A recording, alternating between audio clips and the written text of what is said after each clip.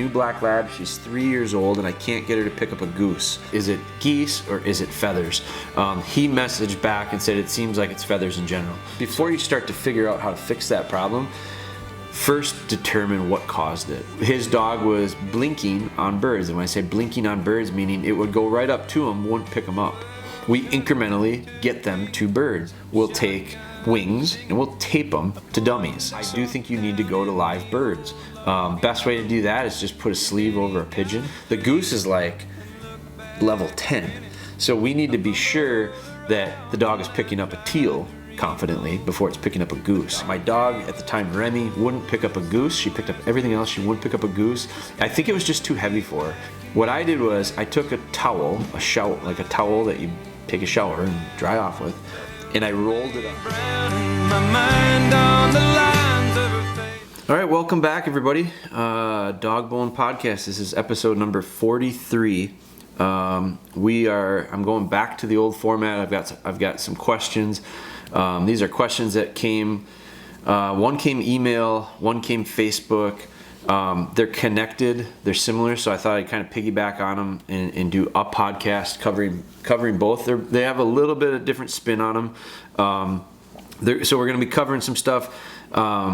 I've had some people that, and this is the great part I think about doing the podcast is when I get a lot of questions, and I get tons of them by the different outlets that we have, whether it be Instagram, Facebook, YouTube even, which I don't check very often, but sometimes we get some questions on YouTube, and then directly like through email. Lots of, and hell, I get text messages now because our products have my phone number on the back, so I'll even get text messages with questions. So, and I don't mind that. I think that's part of the value of what we have to offer. I think the products are good, but if you don't know how to use them, it doesn't do you any good. So that's part of why we do this. That's part of why we do a lot of videos and try to put as much information out there as possible to help you. So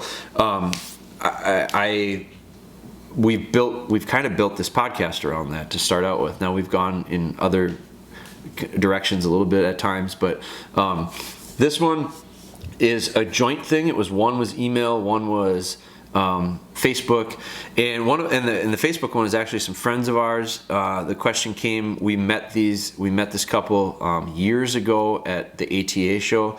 They're from Canada. They have an archery shop up there in Canada. His message to me was, "Hope everything is good with you. Question for you. We have a new black lab. She's 3 years old and I can't get her to pick up a goose. We taped the wing to a dummy and she still won't pick it up. Any advice?" So we're going to talk about that. And that's going to get a little more specific because I am going to talk about specifically geese a little bit here and the struggles and the hurdles that come up with them. Obviously it's a size and a weight thing. So my question back to him was, is it just geese or is it feathers in general? Because he said, we tape the wing to the dummy and dog won't pick that up either. So that kind of was a little bit of a red flag in my mind to go, is it geese or is it feathers? He messaged back and said it seems like it's feathers in general. So it shifted my mindset to answering that question. So sometimes when I get questions, I have to ask more questions of that person. I think Tony Peterson, he's an outdoor writer. We've done a lot of work with. He's got a podcast. What's his is called Sporting Dog Talk. We've done a couple episodes with him. I think he's the one who brought it to light in my mind and in front of me was, he said, you're one of the few people that I'll ask a question to, and I need to be prepared because you ask me more questions than I asked you before you'll answer it. And I just think that when it comes to dogs, there's so many different things that can come into play. So I usually do that. I'm going to ask questions back. I don't think it's typically just an easy, this is what you do based on what your question was. So I fired it back to him and I said, what's the real issue? And I think the lesson in that is, every time I run into something, and if I sound really stuffed up, it's because I am. I really feel like I'm talking out of I can't breathe out of my nose right now. I've got a little bit of a cold, but so I apologize for that. But if I end up getting a question I typically need to get more information because I feel like there's just a lot of different directions to go. So I believe that when you get into trouble with training, you shouldn't be looking for the answer necessarily to that problem. You should be thinking about what created the problem. So you need to, because it's usually when the problems start to show up, you're usually further along than just a simple fix. There's missing parts usually. There's missing elements to it because everything is connected in training. And so I think you almost have to have this mentality of when there's a problem, figure out what the problem, before you start to figure out how to fix that problem, first determine what caused it. And then go back to that. And then you might have to go back a step from there. And that's just a good way of approaching anything when it comes to dog training. So that's what I do. That's what I did with this. So my second one is a guy that sent me an email.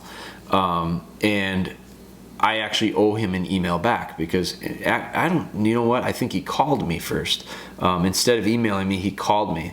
One or the other. But anyway, I talked with the guy quite in depth and about his issue. And here's his problem. His struggle was he had a dog.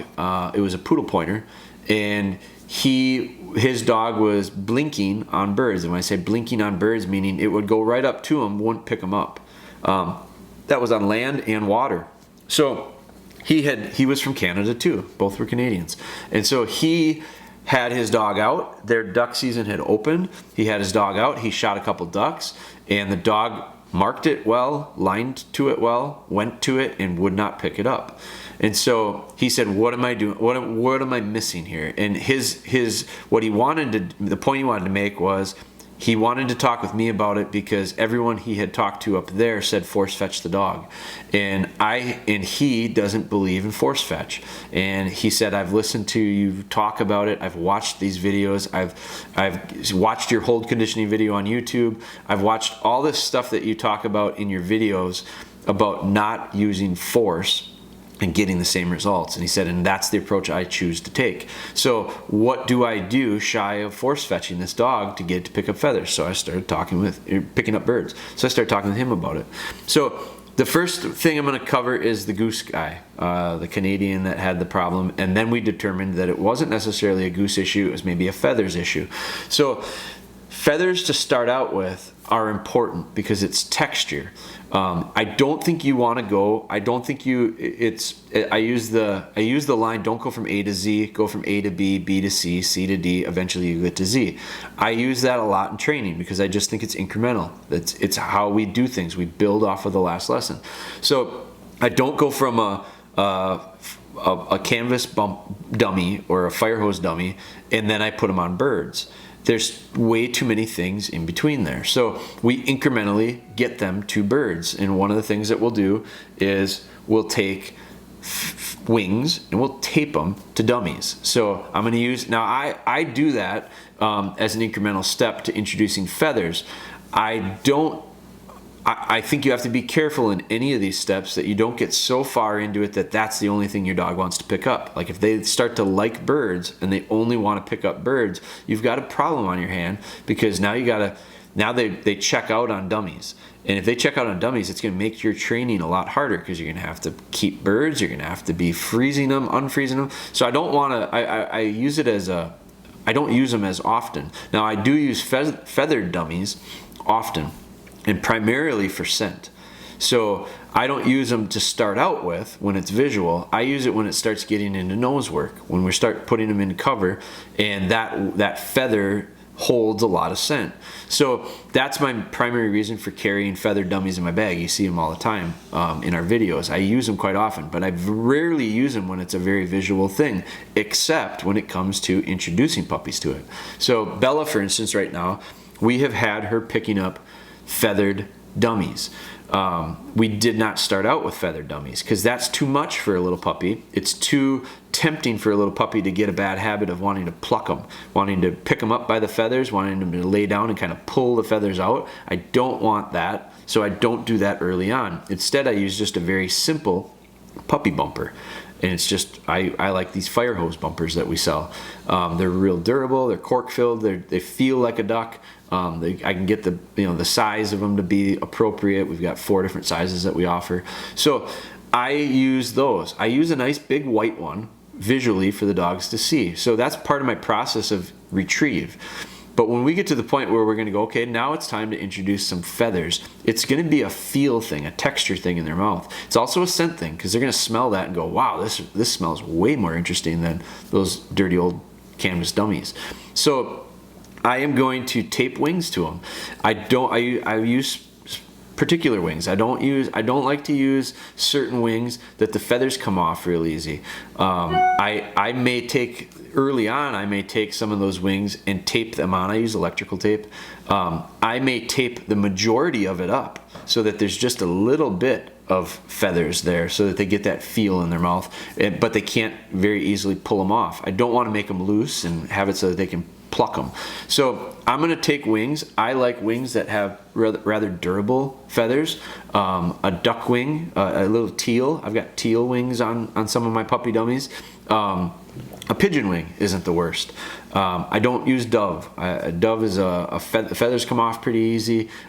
They pull out easy. They're just too sensitive. So I've got some pheasant wings that I like. I use young pheasant wings on little puppy bumpers. We had some pheasants that we lost as we were raising pheasants this year. I just clipped the wings off on them. So what I do is I introduce it that way to the feathers. So we're already making retrieves. The habit is there. The habit is good. The habit is don't mess around with the dummy. Pick it up, bring it back. We're just going to add a layer to it of now there's going to be a different feel to it and a different smell to it, and I can adjust how much feel I give them based on how much tape I do or don't use. So you get the idea of we're going to transition to a feather dummy. Then from there, I'm going to go to cold game.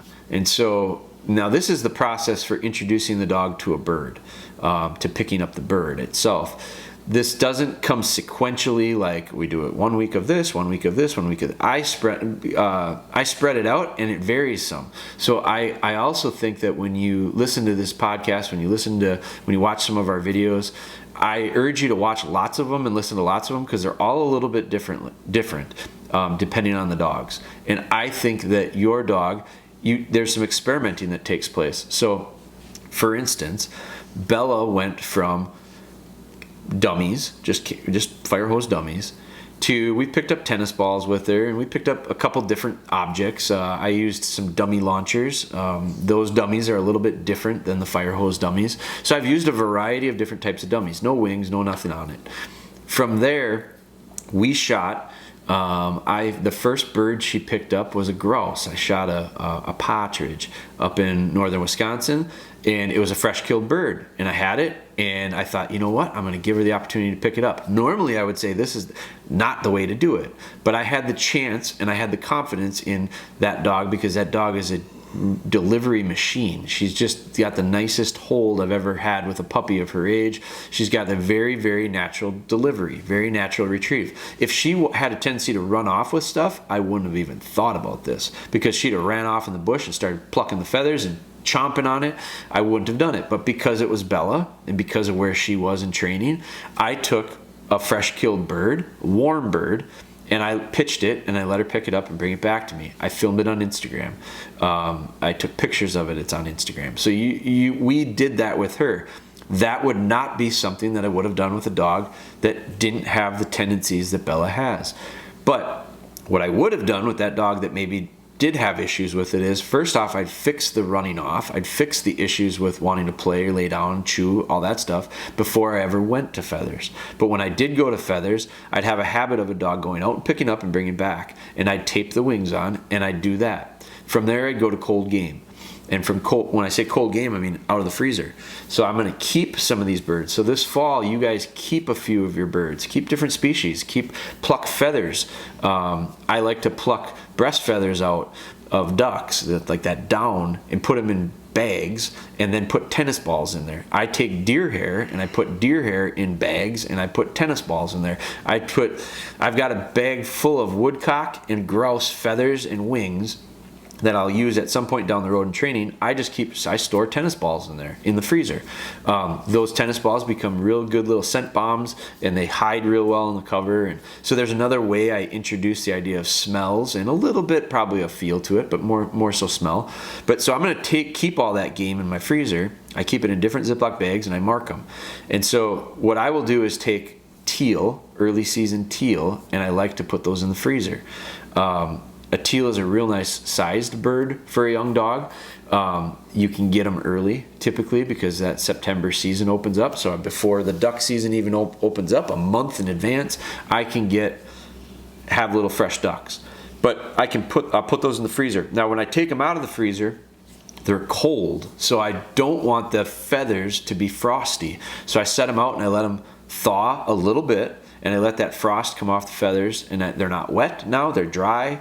But they're solid. Their body of the bird is firm. The reason I want that is because I don't want the dog to have something soft in their mouth. I think that they have a tendency to want to put too much pressure on it. When it's a hard object, they don't put that pressure of chomping on.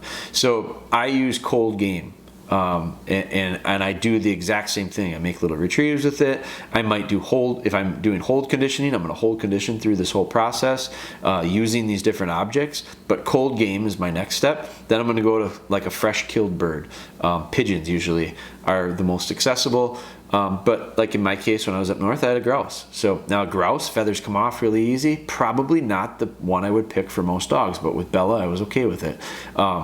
But you can use a little fresh killed quail. You can use a fresh killed little bird that's warm. It's going to be soft. The difference with that is those wings can move around. The heads can move around. So it is going to, the reason I like them frozen to start out with is because they're not so easy to pick up by those things. And so it teaches my dog, I think it gets my dog conditioned to the idea of picking it up by the body.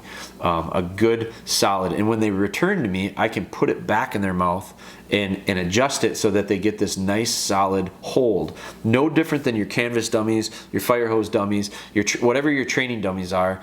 No different than that. When they bring it back sloppy, if they bring it back like a cigar, I turn it, I put it back in position, and I remind them to hold. So we're going to do the exact same thing with the birds. So now we're getting the dog to understand that the bird is no different than the other stuff that it's been retrieving. And it's just pick it up, learn how to pick it up nicely, and bring it back to us. So that's how I'm going to do it with introductions. That's my feather progression. Tape them to wings, go cold game, go warm game. You can go thawed in between there. You can take one and thaw it out so that it's not necessarily fresh killed. You can do that if you need to. The fresh killed bird is going to be the toughest for the dog to not have the temptation of wanting to mess with. And so I make sure that it's prepared for that and ready for it. You can take a step in between there and just thaw out a cold game, a frozen game. So, and then we go to the fresh killed, and then I'm going to go to a live bird. Because the first cripple your dog picks up, Spry ran into this fall. We shot a grouse. It was alive. It was flopping. She picked it. I think she picked it very, very habitually. I mean, we had trained with cold game. We trained with fresh killed game. We trained with warm stuff. She didn't have a problem with feathers. She picked that bird up, and then that bird came to life in her mouth, and her eyes got real big. And when she came up to me, she had more pressure on it than I wanted her to. And she was very reluctant to let it go. I gave her a dead command. That's the command I used to release.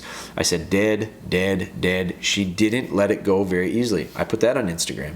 So that was on our Instagram story. But she held it a lot tighter. I think and that bird was alive. And so I think the flopping of the wings, the idea of her feeling it move, it being alive, they'd know if it's alive or dead. And so that caused her a little bit of apprehension to release it. She had a tendency to put a little more pressure on the bird than I wanted to. So I made a point of saying, okay, I need to work on that. I talked about that in our podcast, I think in the Upland podcast, or the Project Upland podcast that we did last. She put a little more pressure on it. So we went back to cold game, and we went back to some fresh killed birds, and she retrieved 2 woodcock for me on Monday, and she delivered them just super delicate. One was alive. She had a really nice hold on it. I think it was just developing her confidence to understand, look, I can put enough pressure on to hold it. I don't have to crunch it. And when dad says give it up, he's got it. So that's just putting putting one and one together to get two. And that's what we're doing with her. So you're going to go, I do think you need to go to live birds. Best way to do that is just put a sleeve over a pigeon. They make little like mesh bags kind of that slide over them that keep their wings from flapping, but the bird's alive. Do hold conditioning with that. Put that in the dog's mouth and let it retrieve it. Throw it out and let the dog pick it up and bring it back to you. It's a live bird that will move, but you're going to get this idea of picking it up and nothing really changes. Bring it back to dad. There's that first season or two, you always have to be cautious when it comes to live birds. A rooster that's winged that your dog picks up is gonna spur, and that can be really a negative. When I say spur, I mean they're gonna catch them with their spurs and fight for their lives, and they'll get a dog. I've had dogs get hit in the face with a spur from a big rooster in South Dakota, a wild bird, and they become a little bit reluctant, a little bit hesitant. So you do want to be careful and be conscious of that, especially your first season. I think you get through that first season and the dogs are picking cripples, they build the confidence and they start to learn how to handle them a little bit better without putting themselves in the way of trouble. So that's an experience thing. So back to Andy's question about the goose. I said, we found out it's feathers. So I talked him through this progression that I emailed him back or messaged him back, but I talked him through that progression of first you need to intro to feathers before you think of a goose. The goose is like level 10. So we need to be sure that the dog is picking up a teal confidently before it's picking up a goose, because it's just this size thing is going to get in the way. Here's what I like to do to get to geese, and I've showed this. It's in some of our YouTube videos. I showed some of it with Cody picking one up, but I fast forwarded it a little bit. I didn't do it from the very beginning, but I like to take a beach towel. So this is a little hack for you.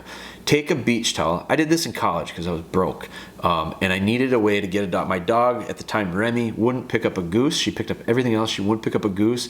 I think it was just too heavy for her, and she just was a little bit.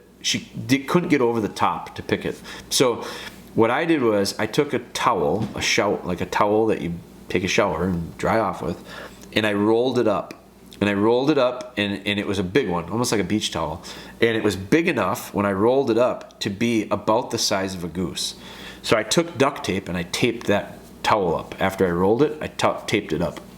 And so I took wings off of a goose, because my dog didn't have problems picking up feathers.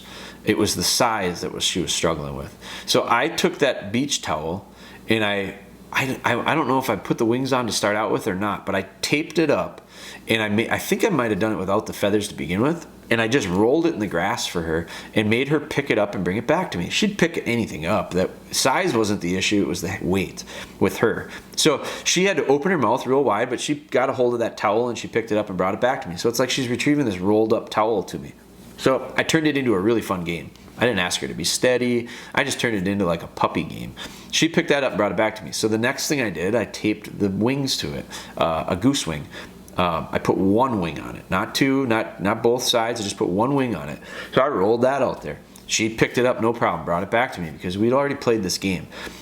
Then I taped a second wing to it. So now I have this beach towel that's the size of a goose with two wings on it that cover basically almost the whole towel. There's very few parts that she could pick up without having a feather in her mouth. So it was the size of a goose and it had feathers like a goose, but it weighed 2 pounds instead of 20. And so what I started doing was slowly adding weight to it. And so I took decoy anchors, long lead decoy anchors, and I slid them into the beach towel. At the end of the beach towel, it was rolled up like a burrito, and I slid in some weights. And so I just slowly added anchor weights into that goose towel, and I continually played retrieve with her. And so I didn't do a million of them, but I'd do 3-4 retrieves at a session, and I might do it once or twice a day.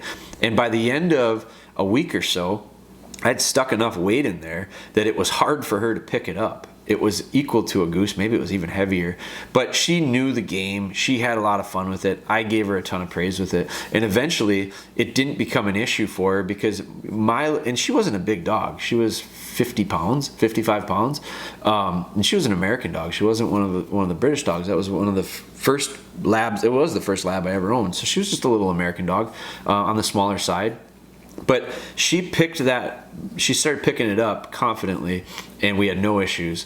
And from that, I took a frozen goose and I cut the head off of it. So there was no head. It was just a frozen goose with feet and wings, and it was basically the exact same thing as what I had turned the beach towel into. I froze it. It was in my freezer. I took it out. I let it thaw so that it wasn't frozen cold, but the feather, so it thawed out the exterior, and I made retrieves with that, and there was no problem. The wings were still solid at that point. It was frozen enough that the wings weren't flopping around. So had her picking that, and then from that I went with a fresh killed bird, and she picked that for me, because it was once she had that mental barrier past the size and the weight, there was no issue. And from that point on, I never had an issue. So that's always I've used that method with, a lot of dogs since. They do make a big goose dummy. Doken makes a big goose dummy, and my buddy had one. They're super expensive. They're really expensive, 50, 60 bucks, I think. And my buddy had one, and he said, here, use this. This is when I had Remy, my beach towel dog, and I tried it with her with that dummy. Well, she wouldn't pick the dummy up either. She's not going to pick the real thing up. She wouldn't pick the dummy up. The dummy and the real thing are like the same. So I had to figure out how to go back. So it's this reverse engineering thing and figuring out what is the problem. Is it the feathers? No. Is it the size? Maybe. Is it the weight? Yeah, that's what it was. So how do we fix that? And that's how I did it.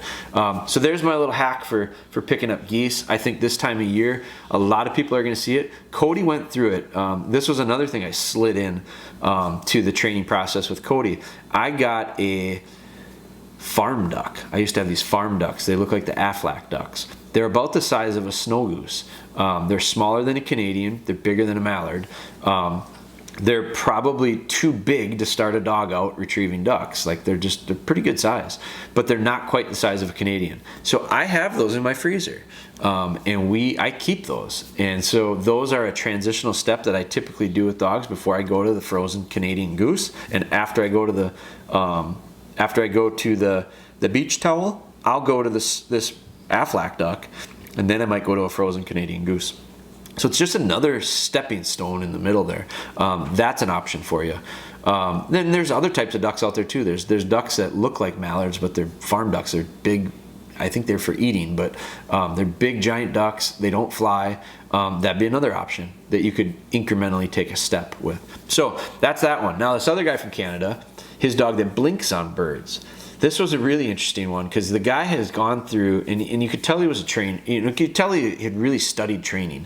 And I don't think he was a trainer, but he really put a lot of effort into it, and he studied it really closely. Well, he was having a dog that wouldn't retrieve the ducks. And he went through and he had done. He had hold conditioned his dog. His dog holds. His dog held brushes, hammer handles, you name weird objects in the garage. He hold conditioned all of those things into his dog so that it could carry anything and everything, dummies included, obviously.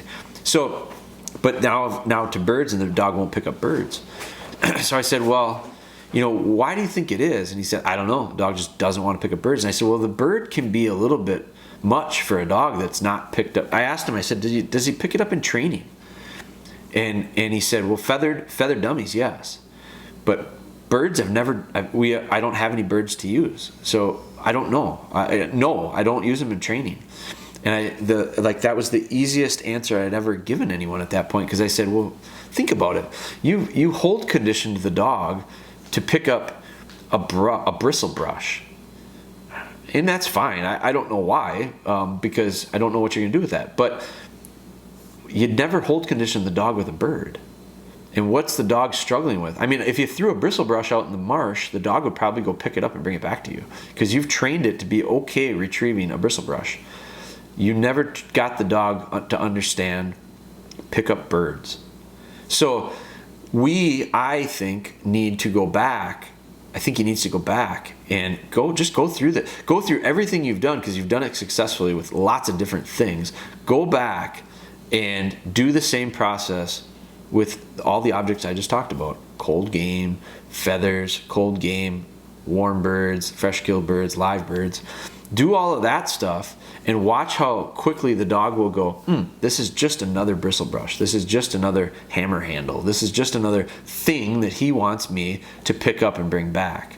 And I guarantee you it will work that way. I know it will. Now, I got an email from him. So that was like, I want to say that was like last Friday.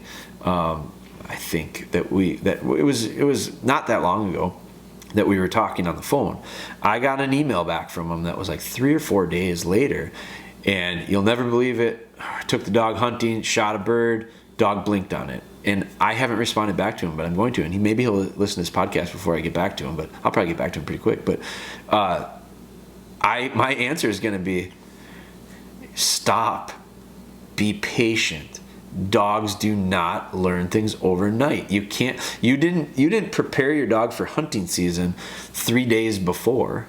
You put a ton of work into it. You put a lot. I know he did, because of the way he described stuff. He didn't start training for I don't know if he pheasant hunts, but let's say he pheasant hunts and doesn't have an issue with pheasants.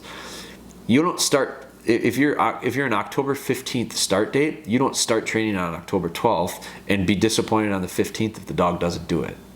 So, yes, do you have a lot of other things that you've trained into the dog to this point? Yes, you have. And I bet you the dog did all those things well. The dog was probably steady.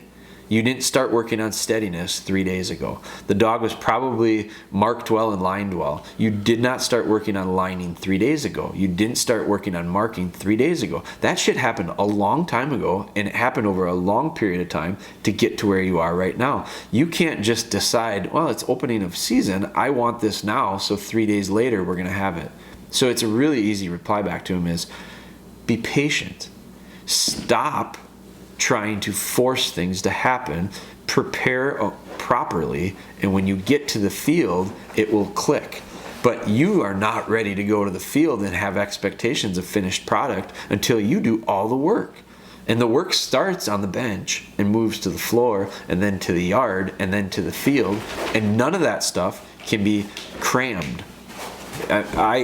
In college, if I didn't study for a test and I spent the semester, we learned all this stuff, and then we had a semester test at the end. And if I didn't do anything the entire semester up until the night before, I could cram. I mean, that's how some people get through things. I'm not even that good at it, but I've done it before. But I could stay up for 8 hours and just try to memorize stuff enough to get through this test tomorrow. But my test versus the guy that went to every class, did every homework assignment, did every quiz all along the way, was actively involved with the entire process, and then took the test, I guarantee you he does real well and I struggle. You are cramming with your dog. Don't cram. Put the dog in class and go to class. And there's a reason why a semester-long class takes a semester. It's because you can't do it in a day. It won't retain. And so what I'm seeing trying to happen here is we're trying to take a semester's worth of stuff and put it into a weekend, and then go, now we should be able to take the final. And it's just not going to work. So that can be applied, again, to anything and everything you do in training. I don't care if it is season. Hell, I think it's great that it's the season. Just be okay with the idea of you're not going to have your finished dog this year. So what? You're not paying someone to train it. You're training it. Spry didn't hunt till this year. Spry's 2.5 years old. Ellie is having her first really nice season as a gun dog, as a flushing dog. She's 4. And most people that hunt over these dogs would tell you, man, if I could just get to that level with that dog. And I'm telling you right now, we're just getting started with that dog. Give me 3-4 years. Once we now are to the point where we're hunting, talk to me in 3 years, because these dogs are going to be really dynamite. But I just think the big picture, the value in it is, the question is do you want to be a sprinter or do you want to run marathons? Because if you want to be a sprinter, then you should do sprinter activities. You should teach tricks to the dog. If you want to be a marathon runner, if you want to be a hunter for the next 10 years and have quality better experience because your dog is with you on those hunts than be a marathon runner and train the same way. You don't train for a marathon by running wind sprints and expecting to run the marathon next week. So that's it. It went probably a little bit longer than we normally do, but we covered 2 really good questions that are real, that apply to this time of the year. I've got, the other thing is some tracking stuff. We're going to start talking about some tracking stuff because I'm going to be using Bella to start tracking. Now it's tracking season. Oh my God, I got to take Bella on a track. Hell no. I got to introduce Bella to tracking because that's the age she's at. That's where she's at in training. And regardless of the season, now, do I want to take advantage of this season? Absolutely. But what I'm going to do is I'm going to have her follow a deer and find a deer that's already been found and is dead. That's going to be the experience she gains this season. There is no way I'm going to take her because it's tracking season and take her on a gut shot deer that my neighbor called and tracked and lost blood. No, take one of the older dogs that has some experience. I'll take Taylor. And then when we find it, I'll go get Bella and I'll let Bella find it. And the value of it is just having her see a dead deer and develop this comfort. It's no different than having her pick up feathers before she goes on a hunt. So we're going to piece this thing all together. So that's it. Episode number 43. It is in the books. You guys, I appreciate your support. Thank you so much. I have gotten such a positive feedback from you guys, whether it be messages, through different social media platforms, whatever it is. The podcast, I don't think we have huge numbers by any means, but the podcast is touching people, and that's what the idea was.